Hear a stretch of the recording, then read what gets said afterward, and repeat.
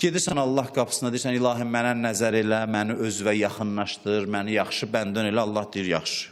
Get cəmaatın içinə, ictimai münasibətlərdə imtihanlar göndərəcəm sənə, orada sən mənə yaxınlaşacaqsan. Dua eləmədin, məni özünə yaxınlaşdır, get münasibətlərin qəlbinə gir.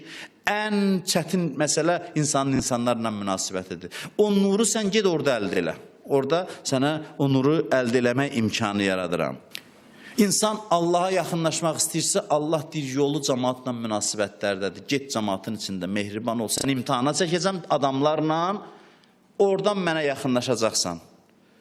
İctimai münasibətlər vasitəsilə. İctimai münasibətlərdə iki hissəyə bölünür. Yenə də deyirəm, ixtiyari və icbari.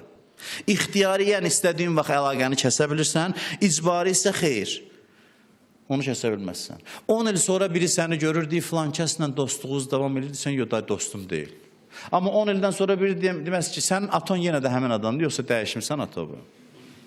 Atanı dəyişmək olmur axı. 10 ildə keçsə, ata həmin atadır, ana həmin anadır. Dostu dəyişə bilərsən, amma valideyni yox, övladı yox. Mənəviyyat ictimai münasibətlərdən asılıdır daha çox.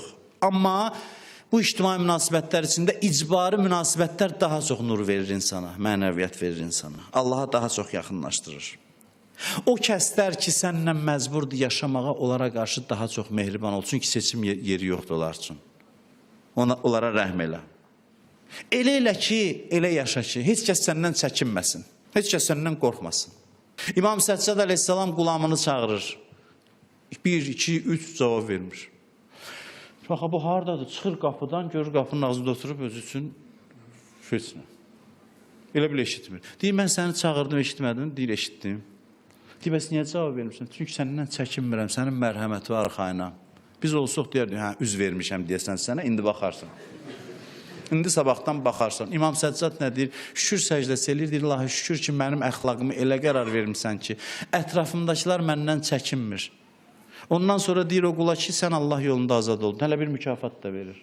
Ki, sən məni belə yad elədin. Dedin ki, mən səndən çəkinmirəm. Mənə neyməti xatırlatdın. Onu Allah yolunda azad edir. İnsan belə yaşasın ki, ətrafındakılarla elə münasibət qursun. Ən gözəl münasibət budur ki, ondan heç kəs çəkinməsin. Qüdrəti də olsa, gücü də olsa, heç kəs ondan qorxmasın.